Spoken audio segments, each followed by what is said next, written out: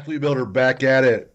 Got my guy Lucas today, Josh Stoner, by way of Pat Ivy, one of our prior guests. He is the director of all sports performance over at University of Louisville. Today we have Josh Stoner, same deal, but at Stephen F. Austin University down in Texas. And usually I go into a nice little intro, and I'll get to that second. But I called Pat today, and he's like, "Hey, start off with what does smoking your turkey mean?" So we're gonna go No right boy. there. So we're gonna go right there first. And he gave me like six, seven things to ask right off the bat, but we're not necessarily doing them all. But we're going right there with smoking your turkey. What's that mean? Yeah. I'm I'm not surprised. He at least he didn't say desert turkey. That would be a totally different story. Um Smoke your turkey, man. We just started talking about that way back in 2000 mid 2000s, just what it is in college athletics and what it can be. And if you allow it to be, it can be a black hole of people sucking your time and taking your energy and just completely draining you. So we just started talking about that as a staff and everybody who was on the staff at the time. Don't smoke your turkey. I don't even know how it came up. I don't remember that much. I'm getting up there and I don't remember all the details, but we just started saying don't smoke your turkey. And we had a couple on staff. I think I was pretty decent at it.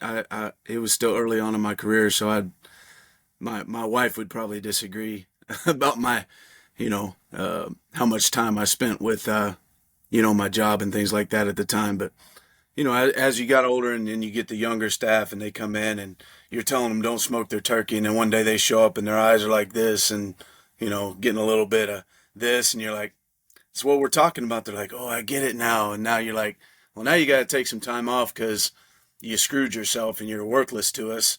You're out here making, you're being a dumbass basically. So yeah, that was smoking the turkey.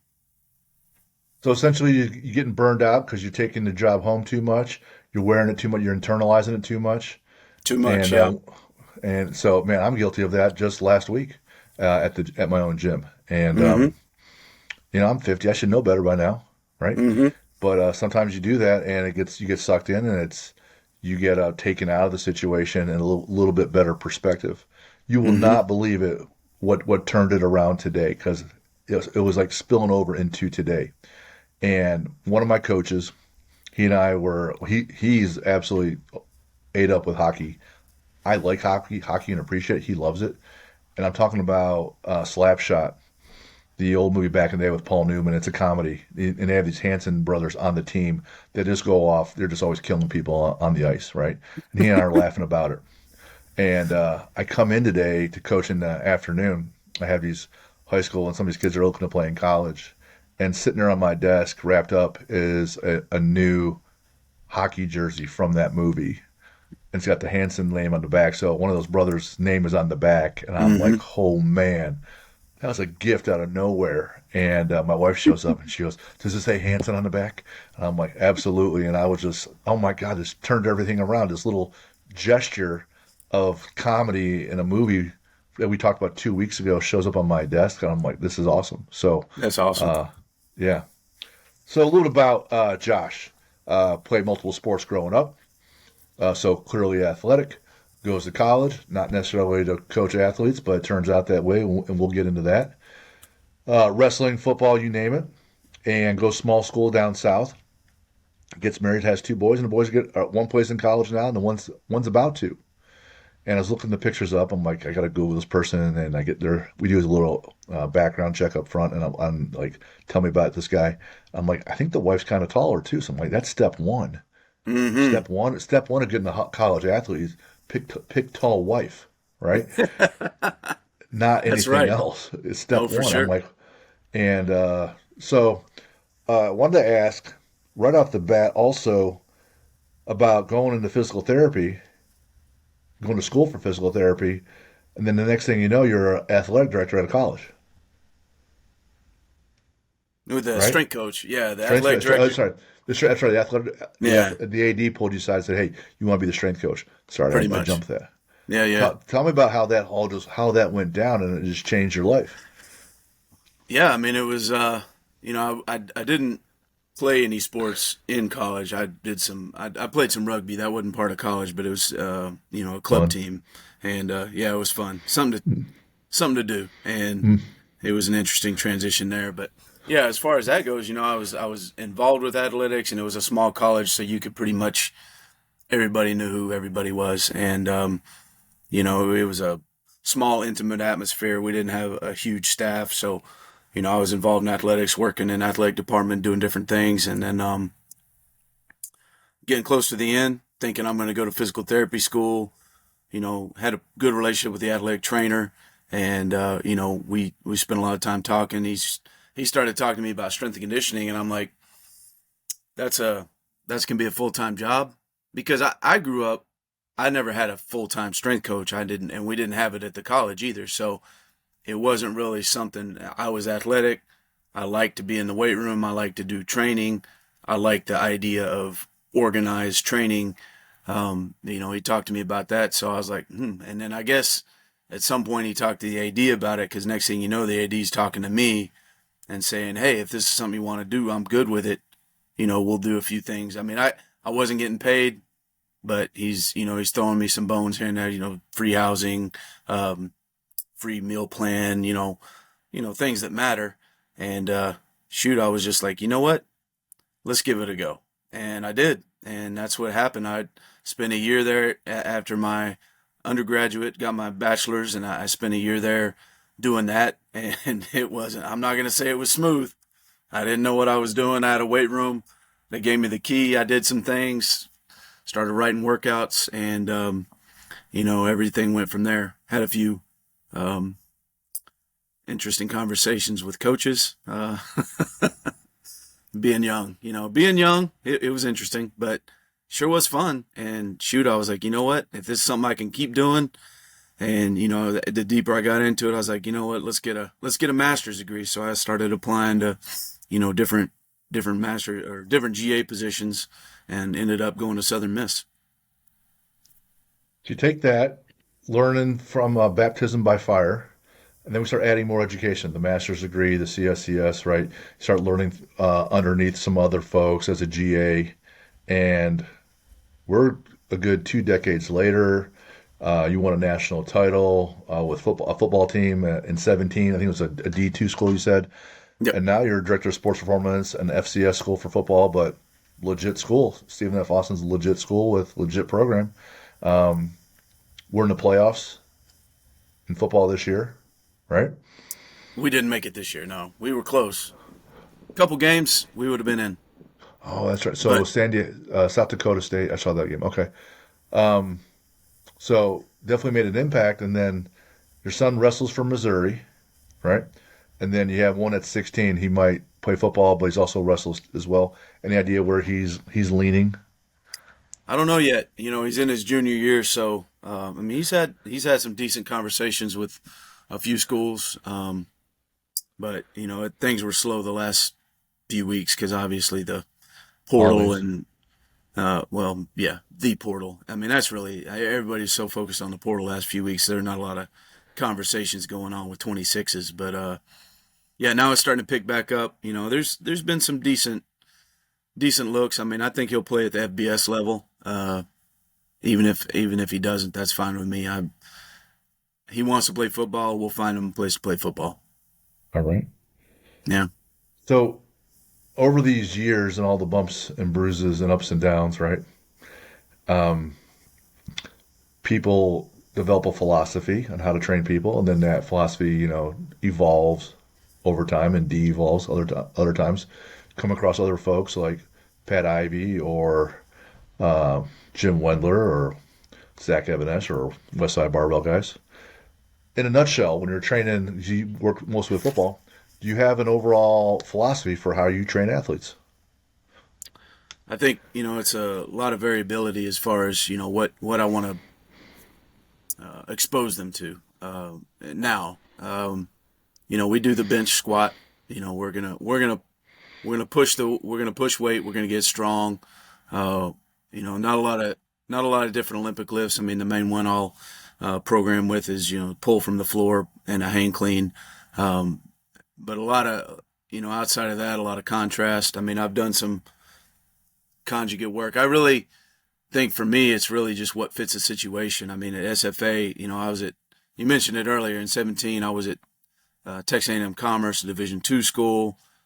I had a really nice facility there, but there were some different things I had to do because of limitations. So I started doing a lot more med ball work there because that's what fit. And here at SFA, can't do a lot of med ball work in the weight room. So, but I got landmines everywhere, so we're doing a lot of landmine work. As far as some of our accessory and different things like that. So I'm really about adjusting to the situation. I'm not going to walk in any situation and say, hey, I need these things, and I'm going to freak out when I look at my weight room and I can't do those things. I'm going to say, well, you can pretty much every weight room you walk into, you're going to be able to do the basic compound lifts.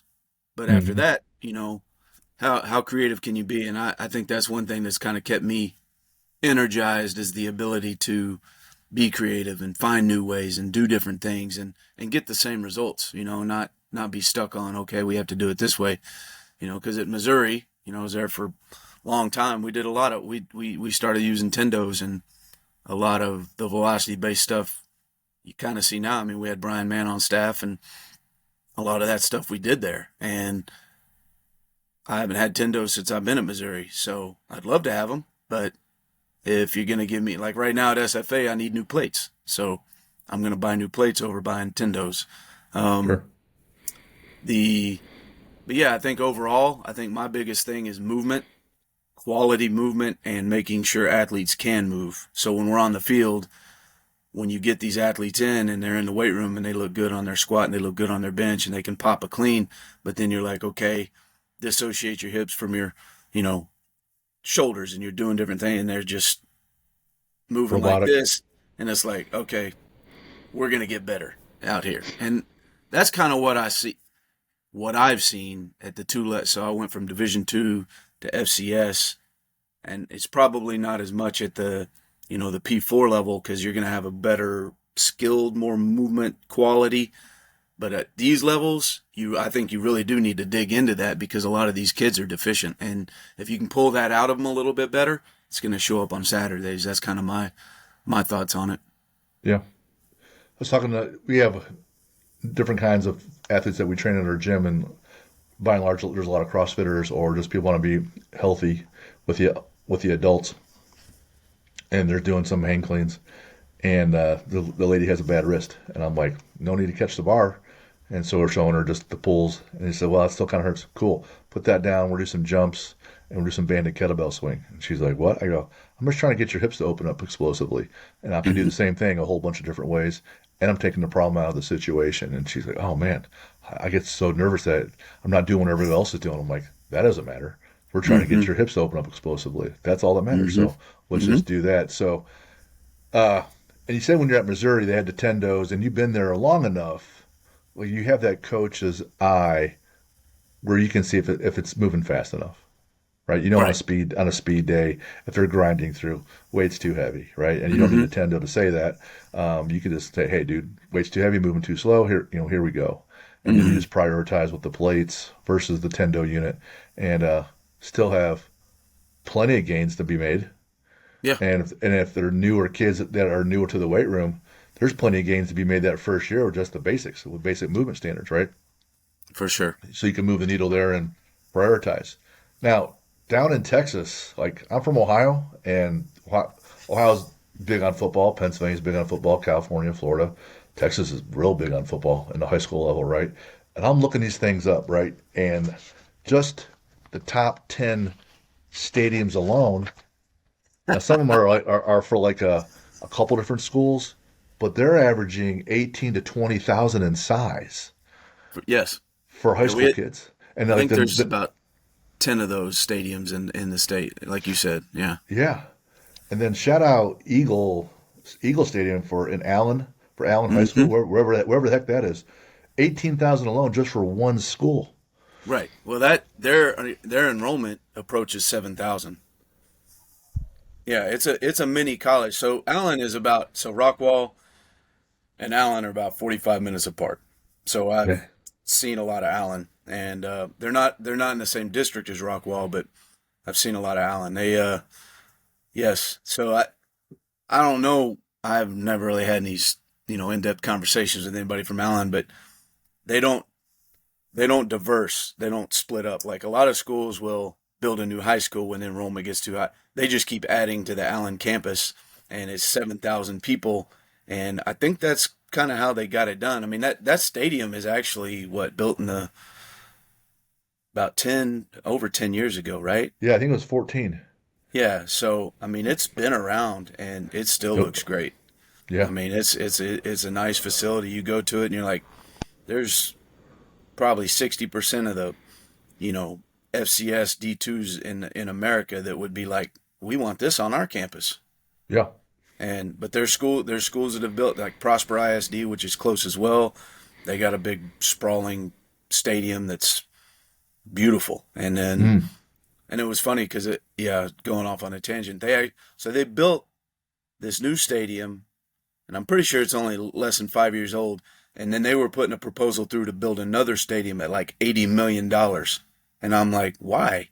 But it got turned down. The voters said no on that one. But it was pretty interesting. But yeah, there's a ton of beautiful high school stadiums in the state of Texas. So I'm just thinking back to Friday Night Lights, Varsity Blues, like small town, big town, culturally. Talk about what football's like down there in Texas uh, at that level, and because you're recruiting, there's plenty of recruits right out of the state alone where you have plenty of options, plenty of fish to go hunt for. Uh, Hmm. just talk about what that's like culturally down there. And then my other question is, talk about the heat because I like the snow. I like snow, Mm. right? I enjoy snow, and I see Texas and Florida, and it's 105 and humid. That sounds god awful. So talk about those two things: the culture, and I need to know. I just gotta personally know about the heat because damn, right? I got you. Yeah, no, it's yeah, no, the culture's fun. I mean, it's Rockwall's a 6A school, so we play, where my kids play football is the highest level, and it's 6A Division One, so that's the highest enrollment level and the biggest you know level of playoffs. I mean, there's good teams all over the state at all classifications, but just from a number standpoint and what you get on a Friday night, Rockwall will put, we can have 5,000 plus people at a game. And then when you play the crosstown rival, I mean, that gets over 12, 13,000 people in that stadium. And so it's fun. And that was one thing my oldest son, he could have played, he had a choice. He could play college football or wrestling in college. He had options to do both. He just said, he was in love with wrestling, but he said, the one thing I'm going to miss is Friday nights when you run out and you see all the people in the stands. And he said, man, that really gets you juiced up. I said, I Right? bet. I mean, it's Yeah. it's it's it's a cool deal. So yeah, I mean, you got a lot of eyes on you, and it's a neat, loud, energetic environment. So yeah, the culture's real. I mean, there's no doubt Texas football, and I know a lot of other states have great football as well. It's not like Texas is the end all be all, but there is a great culture around football in the state of Texas, and people really get behind it and they love it and they want to be at the games and people go and yeah, so it is fun. I will I will say that. Yeah, and the heat is real. I mean, Right? you got to. I mean, so my summer training we run at 7.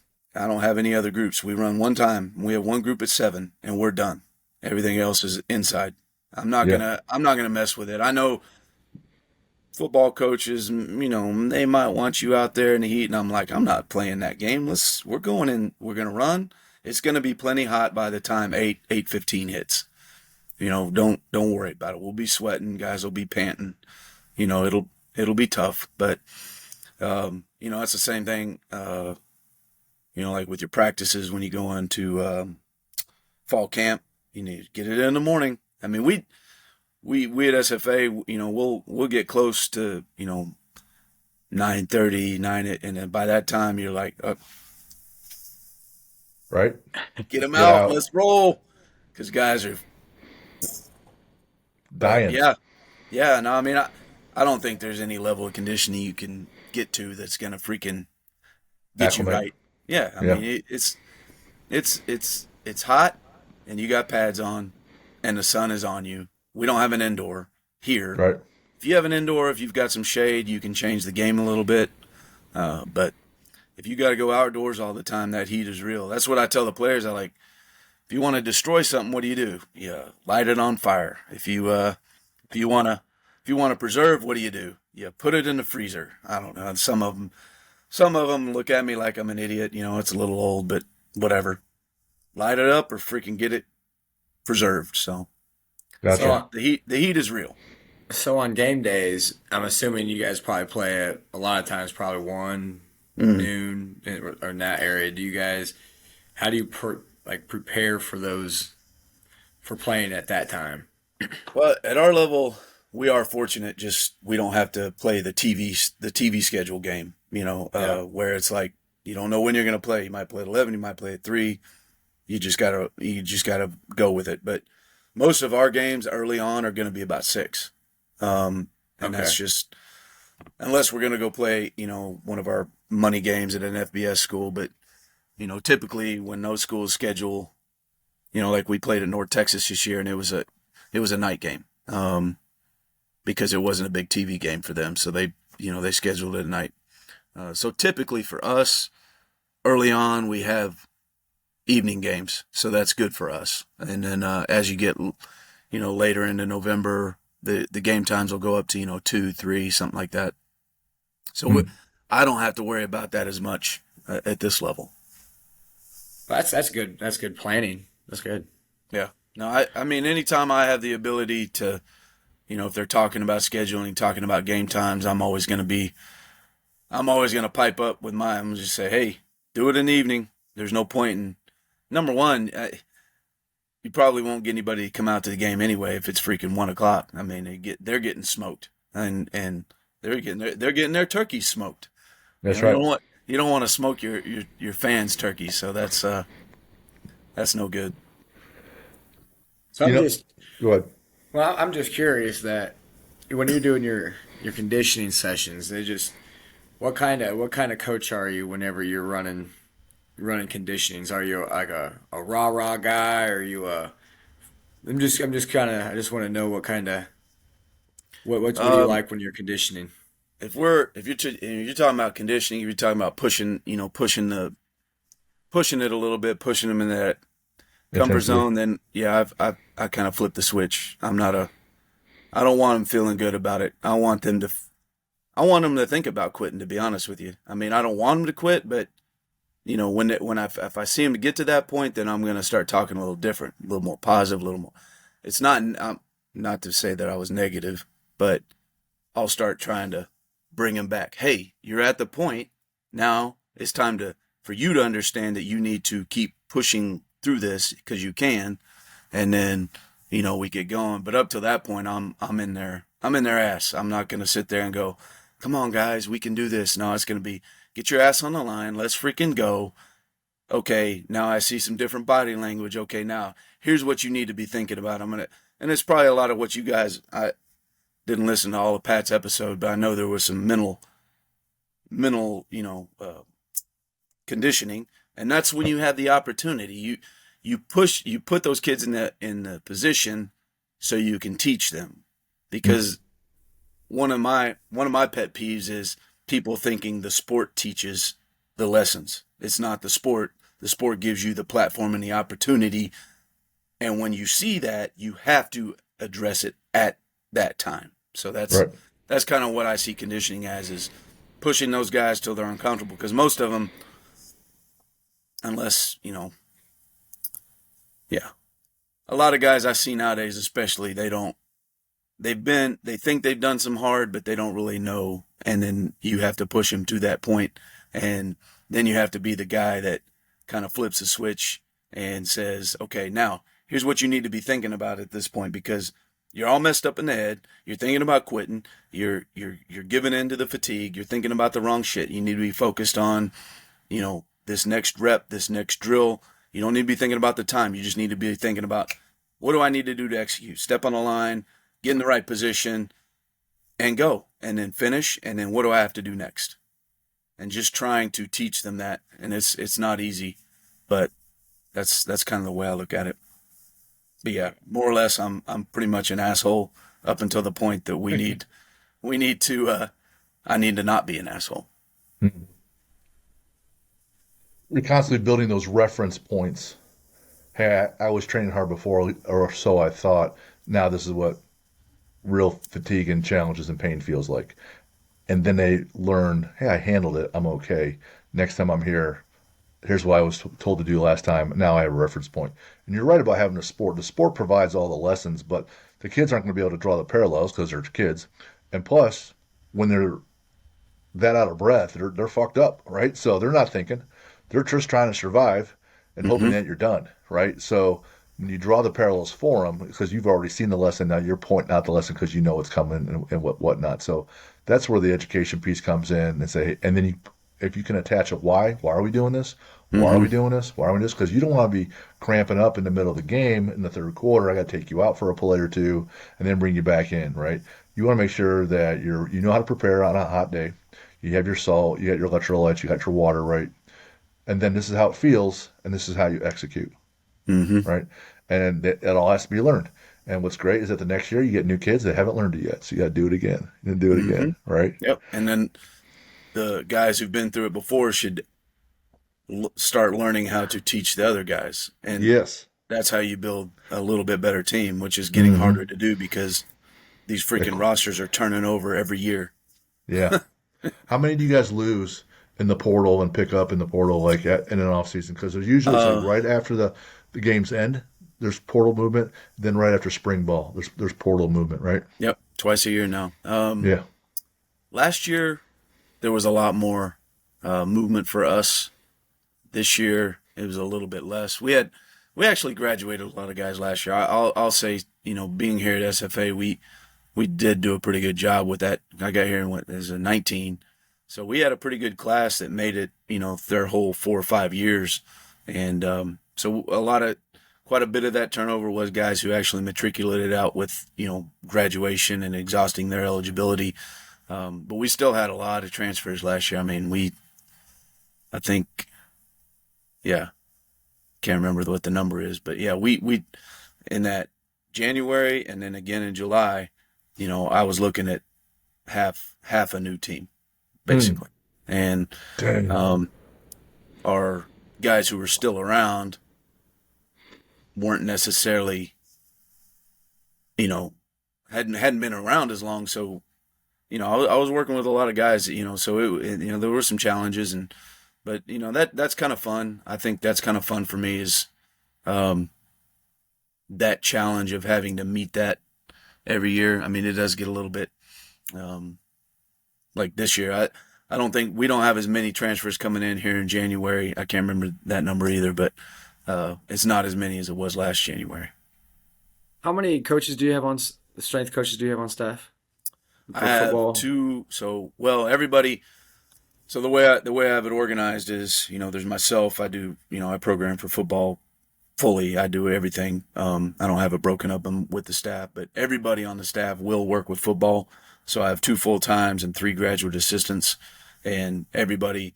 One of those full times work with men's basketball. So like right now, he won't be working with football, um, uh, but in the summer he'll be out there helping me with the runs. So everybody in the summer and everybody else during the rest of the year. So they all get experience with football, and that helps me. And then I have there's a couple guys on the football side of things that'll come help, do some things. They're not necessarily wanting to be strength coaches, but they're young coaches and they need to see everything. So our head coach here does a pretty good job with that, Colby Carthel, because a lot of the guys, a lot of the young coaches that are in our program at SFA with football will end up in high school. So they need that experience. They need to understand the whole thing and not just go, oh, we need a strength coach because that's what you do in college. We need a strength coach. In high school, you might be the strength coach, so you need to understand what's going on. Mm. It makes me want like it kind of makes me think about how you what am I trying to say? Structure your programming and your day to day routines, and with the transfer portal, how has that affected your ability to develop athletes over? I mean, over a 4 year period. I mean, it can't be. It's got to be somewhat difficult, I would imagine. Yeah, and I think I mean, I haven't had a lot of conversations with other peers about that, but my viewpoints on it is that's kind of going away. I'm not seeing that as something that's really gonna live in the strength and conditioning world like it has in decades past. I mean, ever since the '70s when Boyd Epley, popularized strength and conditioning and Nebraska and this and that and development. And now, I mean, there's a lot, especially when you're turning over rosters and bringing in portal guys, and that's one thing I'm trying to echo or push. Whenever I have the chance, I sometimes I think coaches look at me like, why are you even opening your mouth right now? But I'm just like, hey, do a good job when you're evaluating these guys. Don't just look at skills.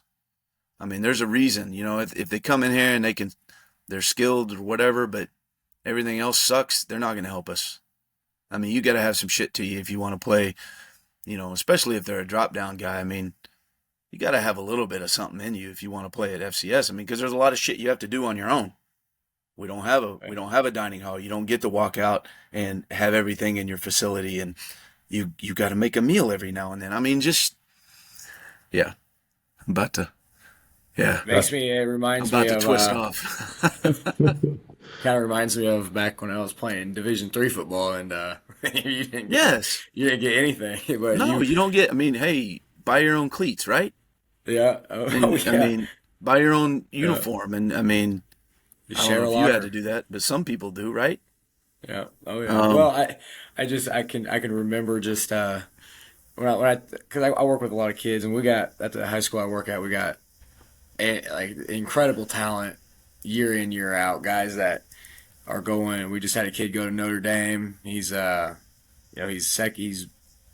in between second and third string right now, and we got a kid go to Purdue. yeah, We got a couple kids got offered by IU. I mean, we just got crazy talent, and we got a one this year and a two, maybe two kids this year, but we got a lot of kids that aspire to go play college football, and it's not everybody's going to go Division 1, and they think because if they go Division 2 or Division 3 that it's not going to require the same amount of work. mm-mm, I was saying it to a kid the other day. I was like, well, if I, more, you know, you're going to go Division 3, and if you go Division 3, you're still going to get up at 5 a.m. or 6 yeah, a.m. and still go work out. yeah, You're still got to go to meals. Otherwise, no one's going to make you go to meals. No one's going to do meal checks probably, but mm, you're going to have to make yourself go there. It's almost harder sometimes if you ask me to be a Division 3, Division 2 guy because you don't have those resources. You don't have those. You don't.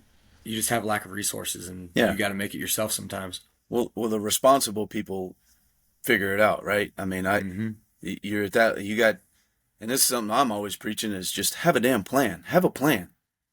Have a plan. I mean, I say that so much. I know they make fun of me, and because they'll do it around me sometimes. I got a plan, coach. I'm like, well, are you executing your plan? But yeah, so for like what you're just saying is the responsible people are going to rise to the top, whereas the higher you go up in levels, the more people are doing things for you, just so you can manage yourself onto the field, and Yep. that's fine. I mean, I get it. I mean, there's a lot of money involved, and there's a lot of reasons to do it at a high level, but there's some. Uh, you're not always doing the athlete the best favor by doing that. Right. Yeah, but yeah, no, that's responsibility. That's something I think. Yeah, for us, I mean, it matters. Just learning how to be well, for football players, learning how to be a man. Accept responsibility for yourself, understand the consequences of your actions. You know, take care of it. Let's go. That's where a ton of more lessons and parallels can be drawn. One of my guys, Levi, he plays baseball up at Trine, and he listens to almost every one of these, and he always makes fun of me because, like you, one of my phrases is "it takes what it takes," Mm-hmm. and it's Trevor Moawad as it's a title of his book. I reference it in my book, Mm-hmm.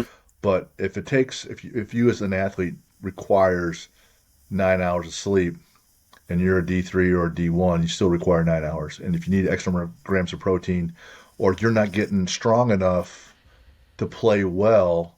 Because with some strength coaches are different, right? They a lot of sprinting, a lot of running, a lot of Olympic lifting, a lot of speed, and they don't build absolute strength. Some guys are all about building absolute strength. They got some clunky people. I'm like, well, to be a great athlete, you need to be super strong and super powerful and super fast. So if you're being neglected in some area or your body isn't responding to the stimulus and area is neglected and you want to win, you still got to go fix that. It's like, Mm-hmm. what? Well, if you need to be faster and you're not, then you need to do more work to be faster, right? Mm-hmm. Or if you're too weak and maybe you're a second or third stringer and you're playing some, but you're not on the developmental lift team, well, you kind of need to actually lift a little bit more than what they're asking you to do because you're still behind. And that's what it takes. So Mm-hmm. I know you're hoping that what they're programming for the entire group is enough, but everyone's different. People learn differently. People's bodies are different. People's habits are different. And if you are doing what everyone else is doing, that may or may not be enough. So sometimes, a lot of times, it takes more. And no one has the time and resources to be a one-on-one personal training coach with 100 kids in football, right? To Right. walk you through meal prep, walk you through taking your supplements, that you're even taking supplements, right? That you're walking through having your sleep habits, but it's still the thing, right? So if you want to play the high level and you don't have someone pushing you that way, then you got to figure it out yourself or find a mentor or someone else that knows that information and pumps it into your head. And that's what we do with our business. But you still need help there, and it Mm-hmm. sucks because you're a kid and you don't know any better. Like I didn't know I needed to do more than this. I'm doing what the strength coach told me to. No one said I needed to have a bunch of salt before a hot game, right? So now I'm all fucked, right? But it still takes what it takes. Mm-hmm. Um, this is a completely shifting gears, but early on in your when I got the information from you, I saw Coastal Carolina, and I know the strength coach there now. And I saw this. I'm like, is that Joe? Is it Moglia? Yes. Because my background's finance and investments. It's 15 plus years, JP Morgan MBA, right? It's not Mm-hmm. strength and conditioning. That's only the last 12. I completely pivoted and shifted. But that's old TD Waterhouse guy, right? Like TD Ameritrade. TD Ameritrade. So, Yes, yeah, so you tell me that, just tell me how that worked. Like, what's going on there? Because you worked with him. I did. And, Yeah. and then, because he was a coach, and then he went and founded that thing. Like, well, just tell that story real quick. So yeah, it's yeah, I was in Missouri, and the I didn't know much about it, and then he had hired Brock Olivo, who was a Missouri running back, been around the Missouri program, knew Pat, and so he was. They were looking for a football strength coach at the time, and Joe had worked with Brock, so he trusted Brock. So he's kind of like, okay, why don't you do some headhunting for me? And me and Brock were talking, and I was like, sure, man, that sounds interesting. I've never been like uh, I can't think of the word I'm trying to think of, but just doing things the way everybody else does. I like doing things a little bit different, and I'm cool with that. So I didn't care that Joe was. I thought it was neat. I'm like, okay, I want to meet this guy. He sat in the biggest chair. He sat in a bigger chair than most head football coaches, and had more pressure on him than most head football coaches, and sat in rooms with some really powerful people. And so I'm just like, this interesting. So I went on an interview and sat in a room with him, and it didn't take me very long to know that he could run a football program. Now, calling plays, you know, talking about, specific things you're going to do on third down, or what your first down, series is, or what your first 10 plays are, or what you're getting. No. But handling people and running a program, I mean, there was things he said, and we were talking in an interview, and he's just like, that stuff doesn't matter. I mean, this is what you need to do. This, and this. And I'm like, okay.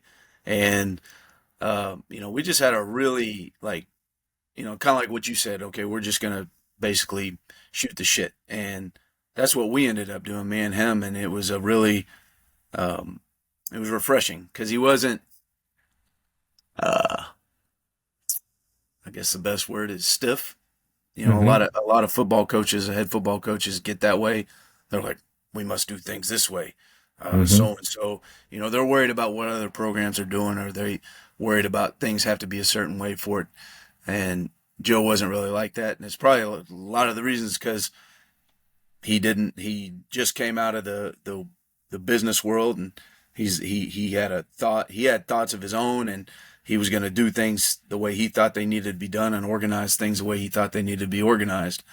And so that was a good conversation. So at the time, it was just football. So they were asking me because what I was making in Missouri was going to be a pretty significant pay cut, and I'm just like, not sure I can do that. I'd love to, but it's probably not going to happen. And then I go back to Missouri, and a few days later they call me, hey, you can have the head job. And I'm like, what do you mean? And I don't know what happened, but now the director job is open, and I'm the guy they want. And I said, well, I'll take it. So yeah, so that's how that happened. And then I got there, and shoot, my first 6 months, I was doing things as like, because I'd been in Missouri for like 8 or 9 years, and there was Coach Pinkel was obviously a really great coach, and he's in the College Football Hall of Fame, but we did things a certain way, and you knew what you were going to do from January through December. And so I'm like that. I'm programmed up, I'm ready, and it's all good. And then, as we got further along, one day I'm sitting there with Joe, and we're talking, and he just finally goes, "Why are you telling me all this?" Well, you're the head coach. You need to know all this. No, I don't. I hired you to do the job. Go do your job. And I was Yeah. like, what? Then I was like all shook up for like the next week. I'm like, oh shit. What do I talk to him about? What do I tell him? I don't know what to. But then I was like, you know what? He told me to do my job. I'm going to do my job. When he wants to know something, he'll come talk to me. And that's what happened. We just started.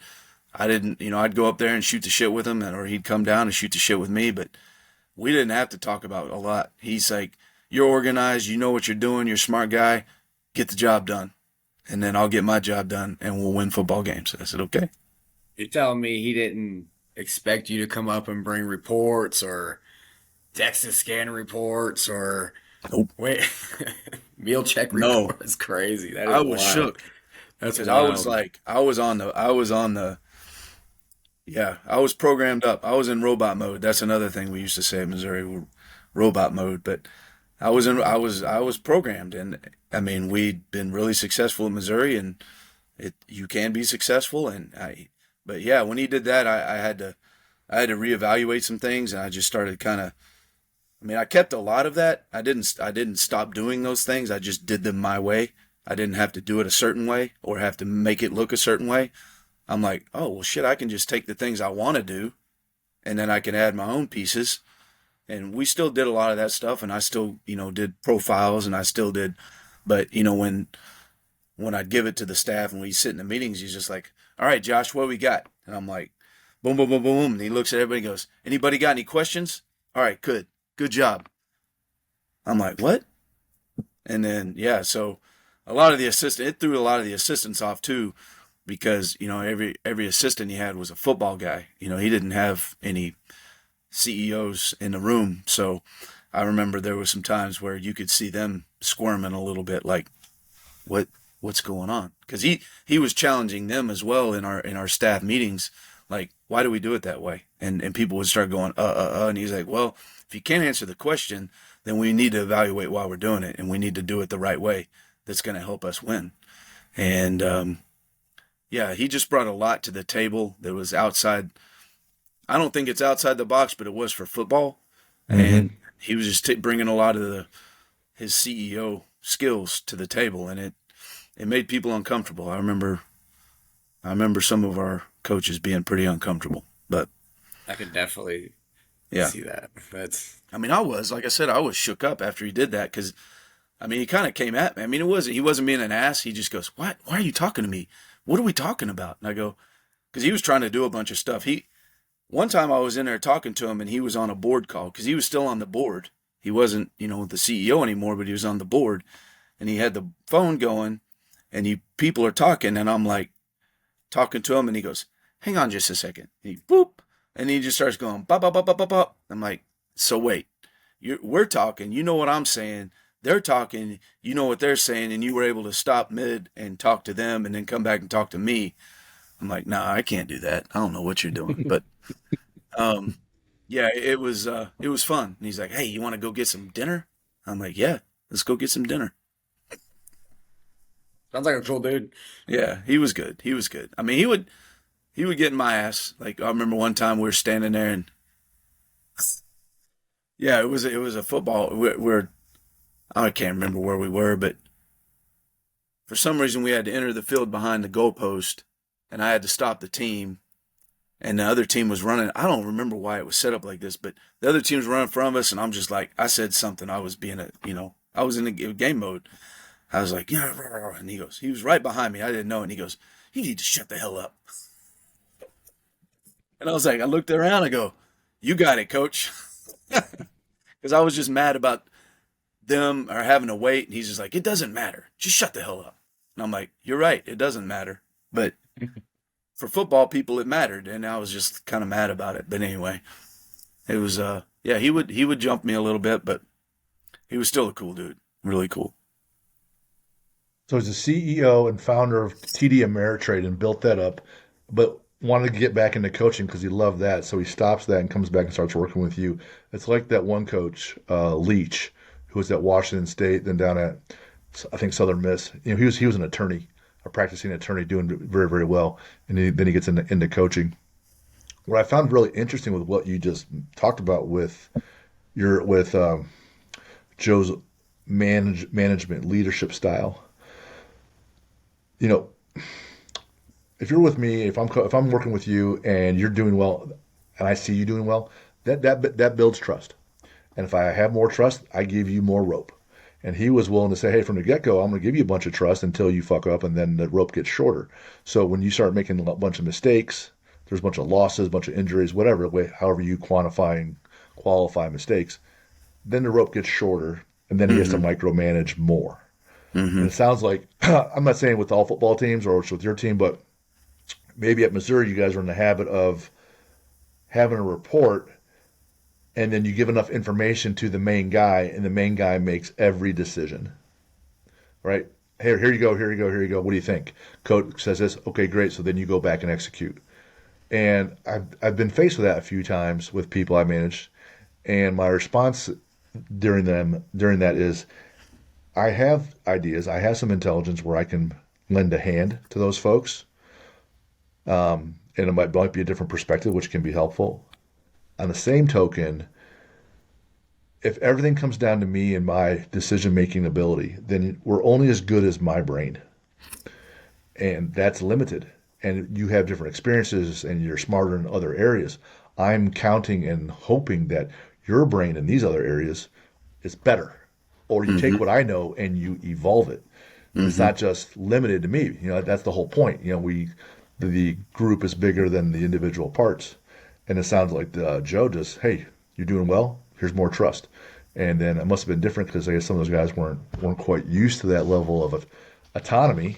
Mm-hmm. Because then once you have that, now you can actually go out and be creative. Because now you're not just being robotic. You're trying some different things and seeing how some different tactics work. And so if you can get in that kind of relationship on your staff, then you guys can really have some growth. You mentioned on the sheet I had you fill out, and we don't talk about this, and you said people don't talk about this enough, that, yeah, we're trying to build people. We're building them mentally, physically, performance, blah, blah. But like the Al Davis phrase for the Raiders, just win, baby. Like winning Mm-hmm. does matter, right? Mm-hmm. And you wrote that down. So talk about why that's important for you to highlight here. Yeah, I think, we sometimes, I don't know, it's because you get into the talk of the Hmm. process and development process. And yes, that's huge and you need to be focused on it. But there's also a point where you got to win. Hmm. And it's interesting because this just came up like with my oldest son. He's a Division I wrestler, and I mean that's the pinnacle. I mean he's been through the youth, and he's been through the national tournaments, and he's been in high school, won a state tournament in high school, and so he's done some good things. But just this weekend he took a loss, and he shouldn't have taken a loss, and it was tough. And, he told me after, started having the wrong thoughts during the match, lost my focus, and my only response I could just say was, that's got to go away. It can't happen anymore. In high school there was some workability. It's like, okay, yeah, okay, we're moving, but now it's like, okay, you want to be the starter and you want to be the guy. It's got to go away. And I want to hug him and say, you're my son. I love you. And I mean, I do that. I love you. I'm proud of you. But at the same time, it's like, it's got to go away. We've got to figure out how to get it right. And, you got to win. He's a hard, tough, smart, does everything right. I mean, if you want a kid to coach, he's the kid. And I've been lucky he's that way. But, yeah. And so I think the winning does have to be talked about, and I think it does have to be, emphasized. It can't just be, we gave it our best. 2 years ago we were 3-9 at SFA. That's not good enough. And we could have been better, but it's you can't just say, oh well, explain it away. We still had the great process. We still had great development. I have to look at it and say I was 3-9. I'm in charge of football. I'm 3-9. What do we need to do? And I can't just say it's just process and development. Did I do some things? What was my mindset? What did I bring to the table? I think you need to be able to put that pressure on yourself to feel it. But again, it's not everything. You gotta have a little dichotomy, I guess is what I'm trying to say. There's process and development, and there's winning, and you gotta be able to move between both, I think. So Bill Parcells has always said, "You are what the scoreboard says you are." mm-hmm. He goes, I remember because he was getting interviewed by reporters after a game, and he goes, "Aren't you guys like the best 2-5 team out there?" And he goes, "You are what the scoreboard says you are. Like we're 2-5. Like we're not Yeah. we're not a good team right now." Right. And when I have a son that plays college sports, and other kids that played sports, and sometimes I would talk to them. I'd say, "Do you want the coach hat or you want the dad hat?" I can wear either hat right now, Right. and I will flip that switch. And it's important for me to point out, when I say to them, "Hey, you guys are enough. You are enough for me. You are enough for me, and you're enough in God's eyes." Now, you want to talk about winning? And I say, "Hey, my thoughts went somewhere else. Like, hey, it could be that I'm not playing well, and the coach is going to pull me. I'm worried about losing my starting job, or blah blah blah." And so then you're losing focus, and then mistakes happen, right? Because Mm-hmm. you're not focusing on your next move, your next single leg takedown, or whatever the move is in wrestling. And there's pressure. Like it's Big 12, so you go to Oklahoma State and it's a dual meet. They have pyrotechnics there. I don't know how it is in Missouri, but it's vicious and violent. You go to Penn State, Ohio State, Iowa State, right? Those are big time schools, and Mm-hmm. you want to be the man. Like you don't get there. So to get to the top is this enormous interview and weeding out process. And it comes down to you execute super well on all the intangibles and everything leading up to the match. But to be a winner, you are what the scoreboard says you are. So you're going to have to get some W's. And Mm-hmm. if not, then you're just not there. And maybe you don't get there. That's okay in my eyes and Jesus' eyes. But if it's not okay in your eyes, then you must be relentless. I love that book by Tim Grover, Mm-hmm. and how you're evaluating all your process and development, but also how do you come out and execute? Do you come out and execute? Some are better on game day. Some people are worse, and you need someone there objectively saying, "Hey, this is where you're fucking up. This is where Mm-hmm. you're not meeting it. Yep. It's on game day." Or some guys they're drunk during the week, but they play fine on game day. So okay, Yep. there's all different kinds. Uh, that's a hard one because now you're at that top level, and it's razor thin margins. Right. It's 1-0 for a win, three Mm-hmm. two, 3-2, Mm-hmm. or 2-2 plus riding time, right? Oh Mm-hmm. man, right? That's Yes. that is hard. That is hard. That is hard. Mm. With the wrestling, is he? He's a young kid, right? He's like I'm 50, right? So he's in his 20s. Uh, does he have like the history with Dan Gable? Does he read his books? Does he watch those things? Is he into that, or he's just like, I'm just trying to win, blah blah blah blah, because with Kale Sanderson and Dan, there's some legends out there in the wrestling world, right? Hmm. I just wondered, does he at all like look that up or look into that at all, or he's too young for it? I'm just wondering. No, he knows those guys and he looks at their stuff. Like he's never read Gable's book or anything, but obviously with that generation and Instagram and things like that. But that stuff's all over. I mean, he's always we send stuff back and forth to each other. I'll see Sure. something, I'll send it to him, and then he starts sending me stuff back. So yeah, he knows those guys, and he loves that hard nosed type of guy. It's Dan Gable. Jordan Burroughs was his guy growing up. Like he loved Jordan, so he hit a lot of doubles. He's not hit a lot of doubles now because he's a heavyweight. So he's not hit a lot of doubles at heavyweight. But yeah, growing up, when he was in youth and stuff, he was always about the double, just freaking blasting through people. But yeah, Jordan Burroughs, that's the only shoe he wore up until he got to Missouri was Jordan Burroughs shoe. So that was his guy. Um, I'm not that well versed in wrestling, but I do appreciate just what I've learned about Dan Gable. He actually has two books out. You didn't realize that his sister was murdered, Right. and huge movement in his life. But you want to talk about relentless? This, what the statue of him is at University of Iowa. It's him Hmm. with like this.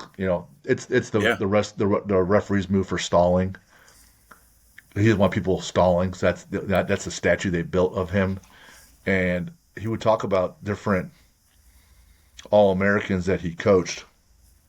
And the one story that stuck out, this guy was trying to lose weight, and his process was he'd go running at night. But Iowa during wrestling season is pretty cold. Hmm. You don't want that. You want the heat to sweat out the water. Well, this kid figures out that when he was walking through campus, there's a little manhole cover, and steam's coming out of it. So he pulls the cover off, and this dude crawls down in the sewer system, which would Hmm. happen to be lit up, but super Hmm. hot with all the steam. So when he would go jogging underground in the sewer tunnels It with was all the hot. steam, and he would sweat out pounds and then Yep. crawl out, and then he go make weight.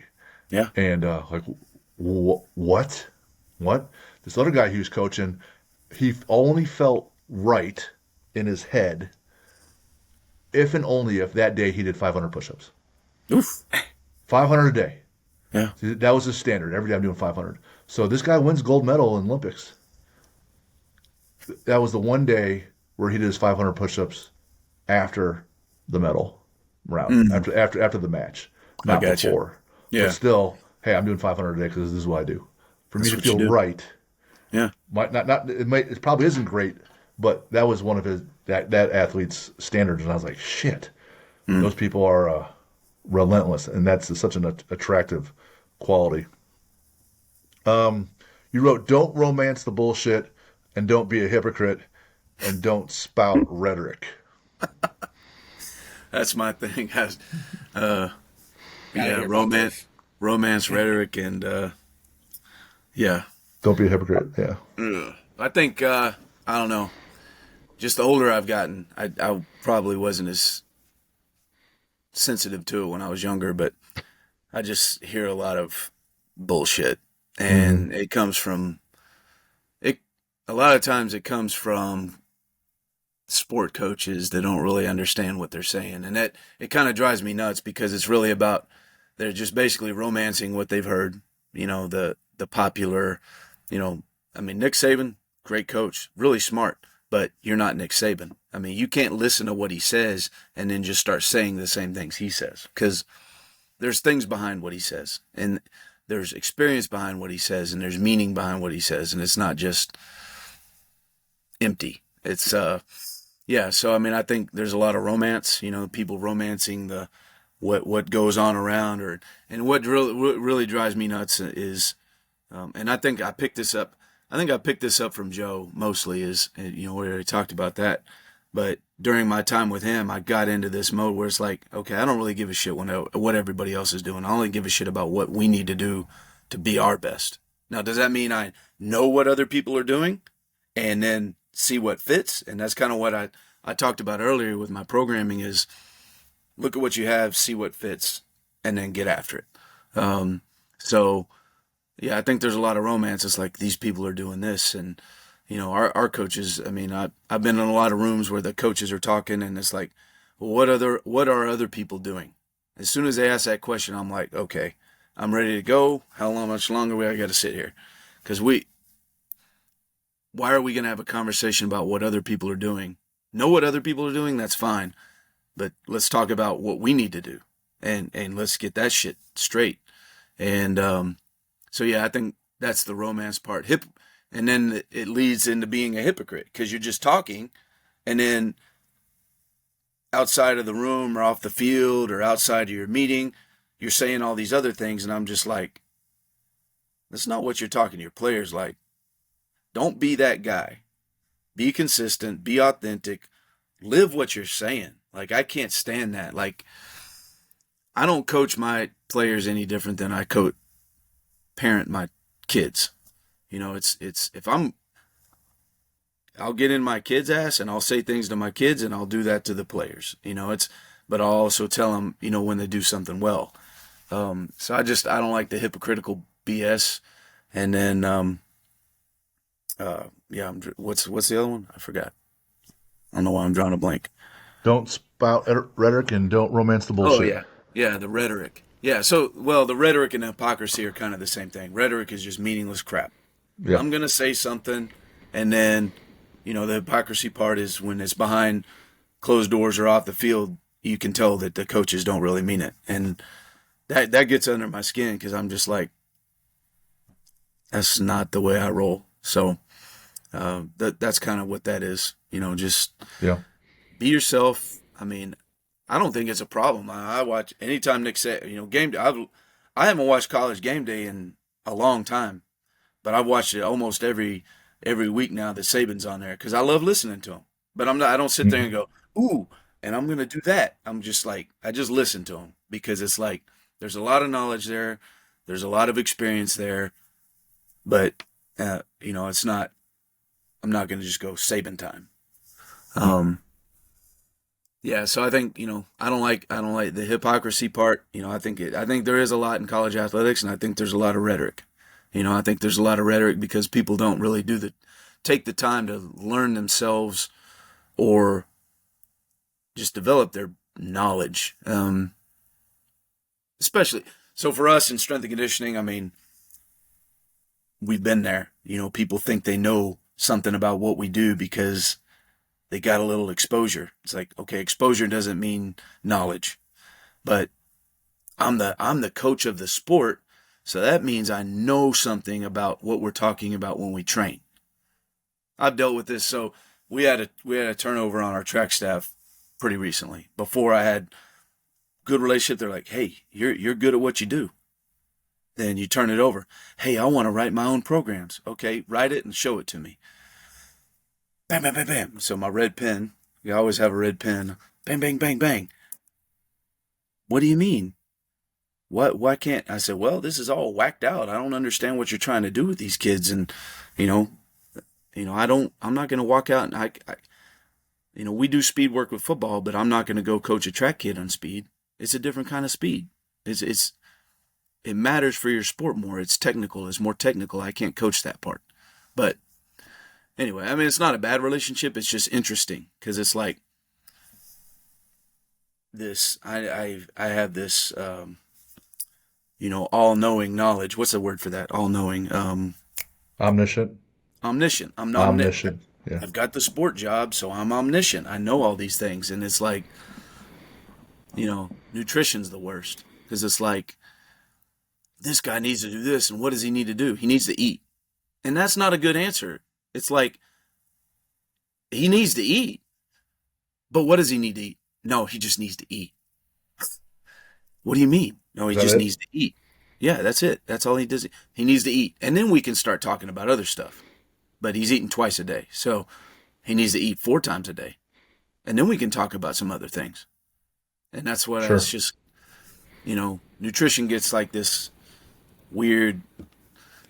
it's gotta be more magical, right? Nutrition's this It's magical not. thing that, it's not. There's principles to No, it, and that's yep. what you need to adhere to. But yeah, I just kind of went off on a tangent there. But yeah, rhetoric. I hate rhetoric and hypocrisy and romance.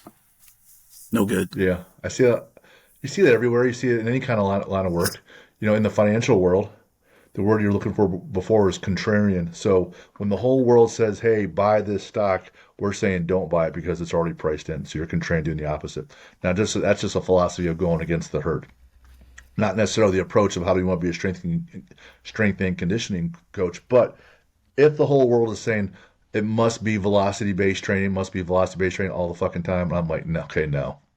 No, no, you need absolute strength, you need speed strength and repetition strength, and some kind of combination to decide what's optimal for your athlete in their sport and with what you have at your disposal to use. So when people they're always chasing this shiny new toy, and I've had that at my own gym where I would have a coach that need to have a shiny new toy, and this is where things are going.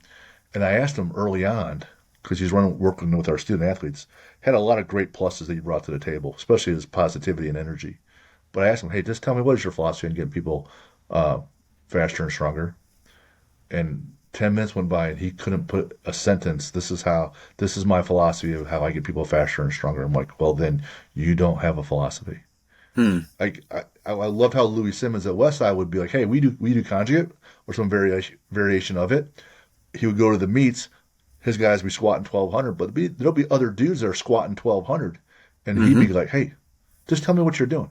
What's going on? Here's what we're doing. What are you doing? He's trying to learn some things, might pick up one or two things, but not completely change a philosophy because someone else is doing it. Mm-hmm. And if you have a quote that you like I say, it takes what it takes. It's the title of this book, Moad. I've been through the book, but here's what it means to me, and here's why I say that phrase. Here's the why behind it. It's not just, hey man, I saw this on TikTok and now I'm going to be cool because it takes what it takes is catchy, right? Mm-hmm. If you have some approach and a reason, all right, then we can move. If you have no reason, then it's just fake and it's never sustainable. Um, I have another one I want to ask you.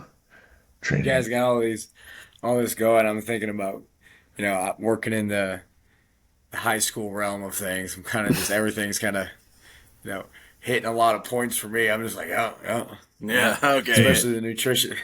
Well, The no, I nutrition one is agree. Yeah, because it's like I said, both of my kids have been through it, and they'll come home and they're talking to me about some things that blah blah blah, and I'm just like, what? Who said that? And then they tell me, and I'm yeah. just like, then I gotta toe the line. I don't want to be, they gotta respect their coaches. I mean, I don't want my kids to be disrespectful. I mean, but at the same time, I'm just like, okay, then I'm the one that does the, like you said, dig under the and try to explain that out, and because they're like, I don't know what the hell they were talking about, but they're just talking about it, and it's like catchphrase and this that, and I'm just like, okay, well, let's dig into it a little bit, and I'll help you out. But not all kids That's get one that. thing. I am not a big catchphrase guy when it comes to coaching. I'm the worst if I'm talking to kids and stuff like that. Um, I never have a good. I feel like I never use very many catchphrases at all. But you're talking about nutrition earlier, and uh, that's exactly what I tell our kids. You just got to eat more. You just got to eat, and that's our biggest thing this year is our football team had you know our football team had our last 4 years. I work in inner city public school, so we got about 15, 1,800 students. So we have a unique group of kids that we train. Mm-hmm. Usually, almost every time, like without fail, 100% of the kids come in with absolutely no training experience. So year in, year out, I'm always having to recycle through and train everybody up, get them up to date, and then it turns into uh, with our football team, we had our strongest year last year by far.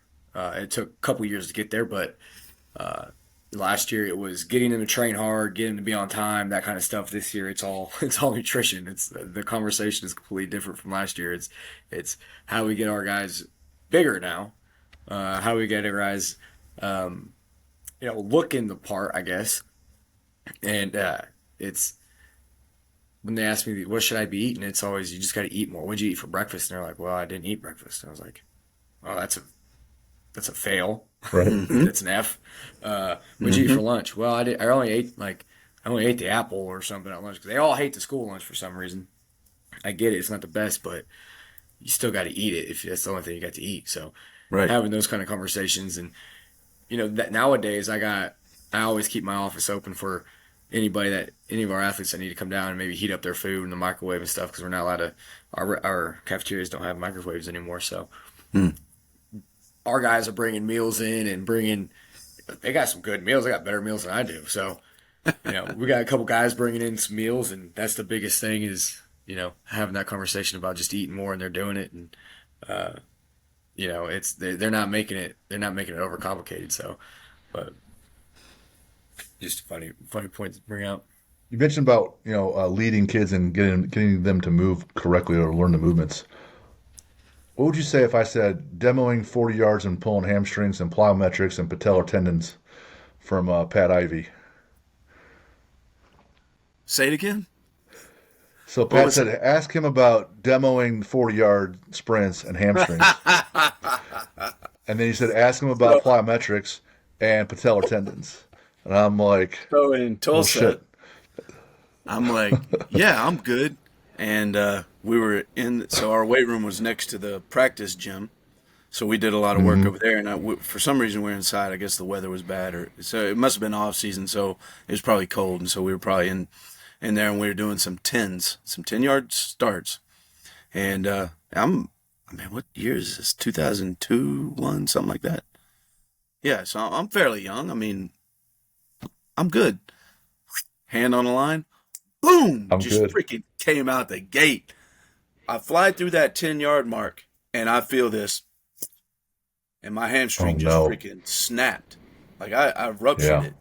And I fell straight on my face, slid about 10 more yards, looked up at him and went, I just pulled my hamstring. And he just went, well, guess you need to go see the trainer.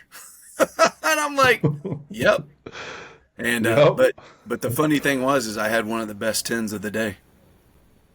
So there was that. And then later on, 2007, Missouri, we did our pre-game lifting, and at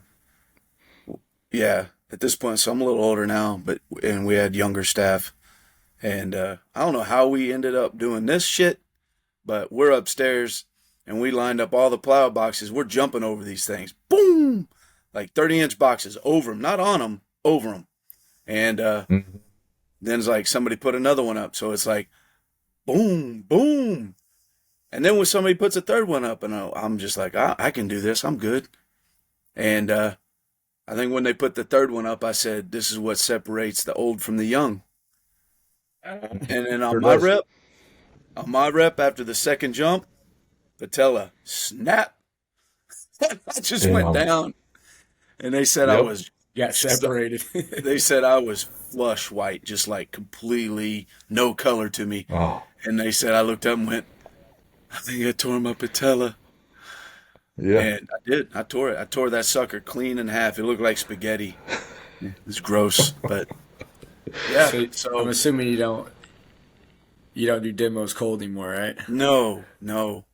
I mean, I've put myself in a situation where I can demo, but yeah, it's measured. I got to measure myself now. It's like 1 or 2. Here we go. But yeah, those are 2. Yeah, those are good stories. Yeah, I'm not surprised he brought them up. And you're right. It did separate the young from the old. It did, and he brings that up. It sure did. Like, that's what you said. This is what separates the young from the old. And then you tore your patella. I'm like, yep. That's exactly it. Yeah, that was funny. It was before a game too, so I stood on the sideline in crutches. Oh. But I got a nice the strength coach on the sideline in crutches. I got a nice cocktail, so I wasn't feeling a whole lot. Dang. We had this one of my good friends, and he coached for me a little bit. He's been a strength coach, he's a football coach now. He's an athletic director at Rice Memorial down in Evansville, Indiana. Chad Dockery, been on the show, legit dude. Helped coach my son. Outstanding family, and he was a head coach at Mooresville here in Indiana at one point. And this their best athlete, big guy, D tackle comes in. All right, coach, I got you today. He's like, what? Bench. And Chad's like, no, you don't. And he's like, let's go. All right. So they start warming up, and it's just ones, just hitting heavy ones. And kid's been already lifting, and Chad comes out from behind the desk, and 135, 85, two and a quarter, 217, 275, 315. And because the kid was been talking about hitting three plates, and Chad just did two of the reps on the way up. I think he did 135 and two and a quarter. And the kid went ready to go, and he got stapled. Couldn't get the bar off his chest, so they had to help him off, right? Yeah. And Chad walks over and lays down on the bench. This is his third rep. Knocks it out, looks at him, turns his head, and come back next time, son, Said something funny, and went back in his office, sat down.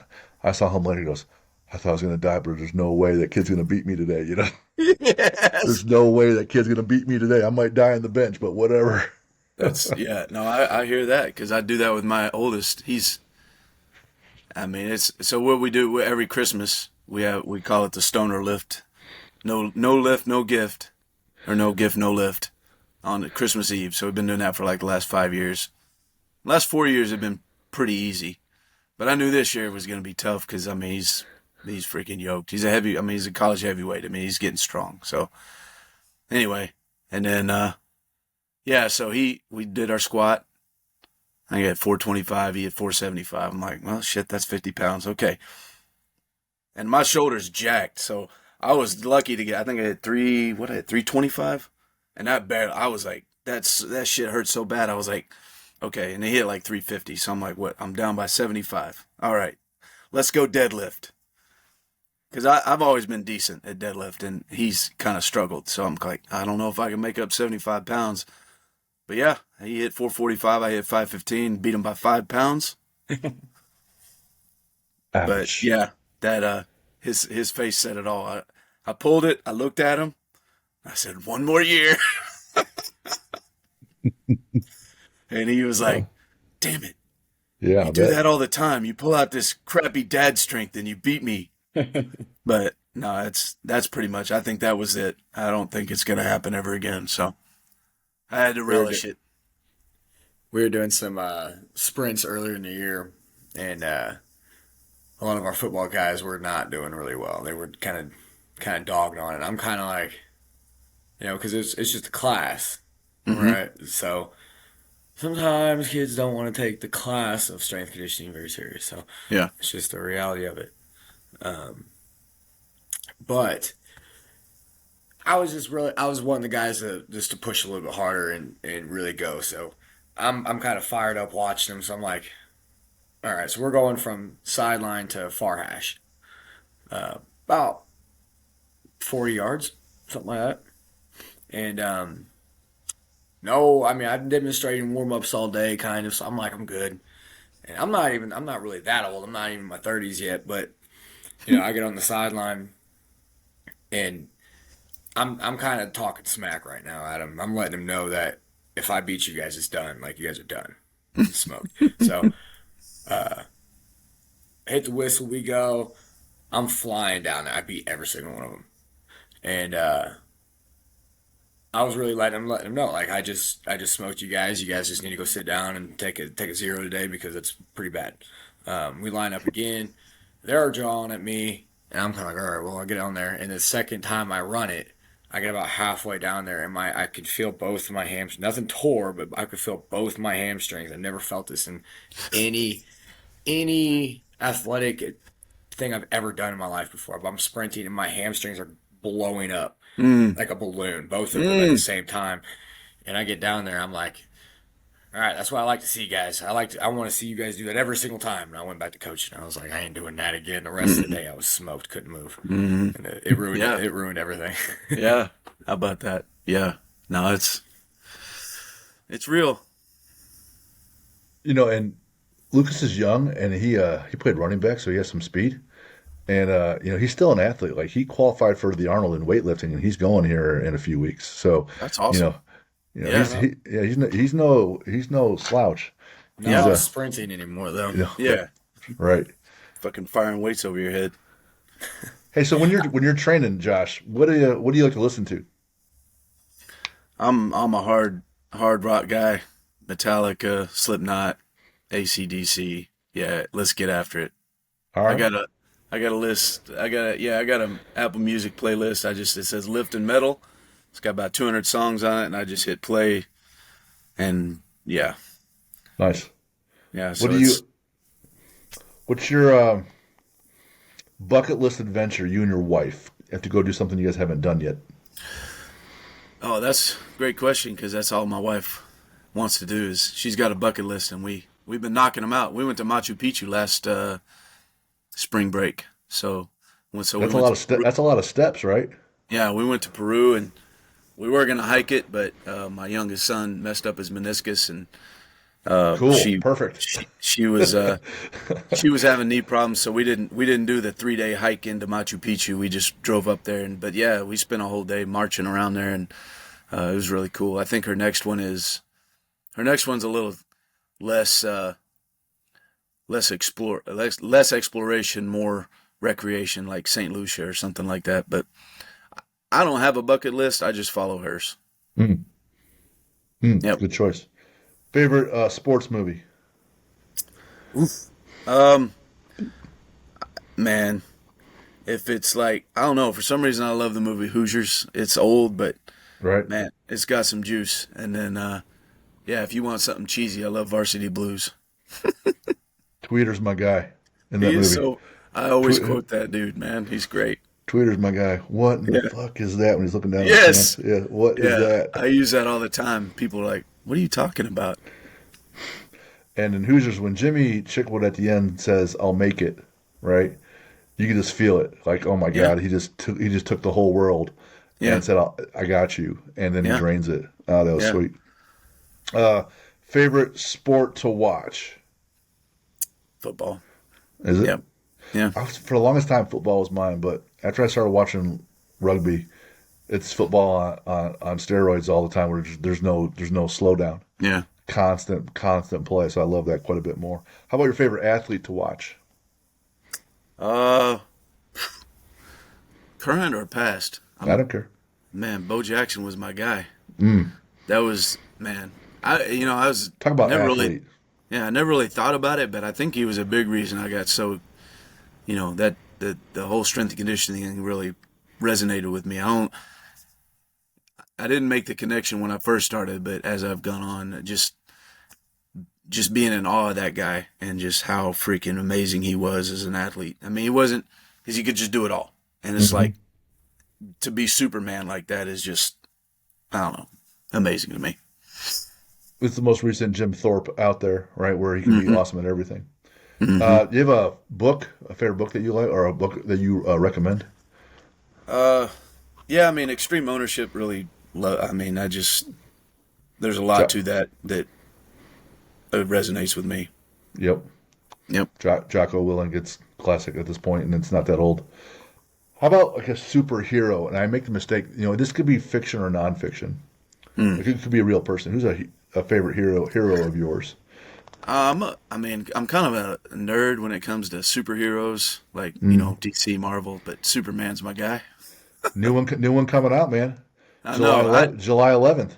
And I've got mixed feelings about it, but I'm gonna watch it. I Yeah. watch everything Superman. I'm like, I'm just kind of a like when I was growing up, comics, Superman comics, and I even still have some of them somewhere. I should get them out, but yeah, a little bit Yeah, of a nerd when it comes to that. I'm the dork too. I still had the Superman versus Doomsday comic, Yes, which I have which that which book. with book. There's three of them, right? Yeah. And that's the one where the villain wins.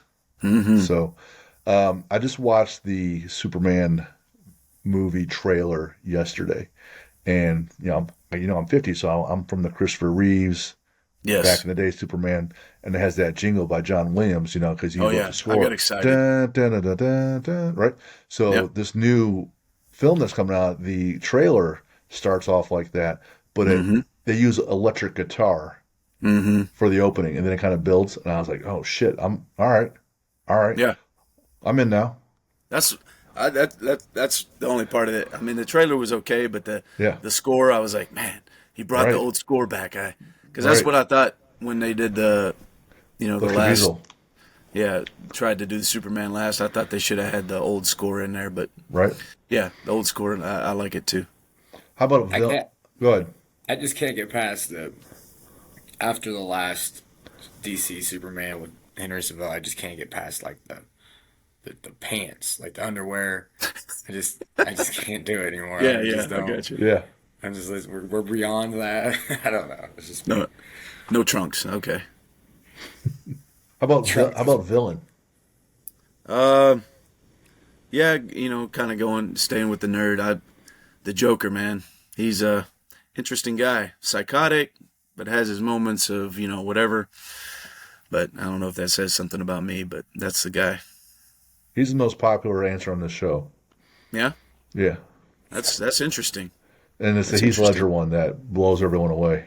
Yeah. Oh yeah, yeah, yeah. His was good, but I mean, even back when I was like comics and stuff, the Joker always intrigued me. Yeah, yep. He was pure. There's no this and that. It was like this is completely driven with Hmm. his endeavor. What's your favorite lift? It has become the deadlift because that's Beat your really the son. only one I can knock out without a whole lot of things going on. Gotcha. Yeah, my the back says no a lot, and the shoulder's starting to say no a lot. So Mm. Since you're a big rhetoric guy, just kidding. Do you have a favorite quote? the only easy day was yesterday. Navy SEALs, Do something hard today. right? That way, yesterday was easy, Mm-hmm. and it doesn't have to be physical. I'm just talking. Can be whatever. Sure. Where can we find you and Stephen F. Austin and their endeavors in sports and athletics? Where can we find you guys? Or people want to reach out to you professionally? Uh, I have I have a Twitter account, Coach Josh Stoner. I do have a Instagram. Not really good with the Instagram, but it's the same thing, Coach Josh Stoner. SFA. We got our website. We got some stuff on there. We got our different accounts with different sports. We got the main athletic stuff, and then each sport has their own thing going on. So yeah, just the basic social media. Cool. Cool. And for those that still want to reach out to us, when it seems to happen very uh, infrequently, but then frequently. So it kind of comes in lumps when we get people, but it's info at athlete-builder.com for those that are still looking out there. So a book came out right before Christmas. It's out there right now, Barnes and Noble and Amazon. And then this is the prototype. So the Champions Planner that goes along with the book. It's 3 months. So if you're an athlete and you're asking about process and how do I find out, how do I do some self-evaluation? How do I do some introspective assessments on how good I am or what my whys are or how do I track my habits? And if you're Lucas and you say, hey, you got to eat more and you're eating 2 meals a day, you want to start tracking 3 meals a day or whatever it is, this planner is the one that is the tool to implement what the information is in the book.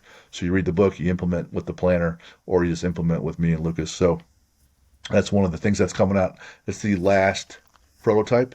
We're marking it up one last time, and then it'll be available as well. So, Josh, thanks for coming on the show. Good time. I'm glad I got a hold of Pat in advance because it's a little sub, a little sniper action, taking you out from afar.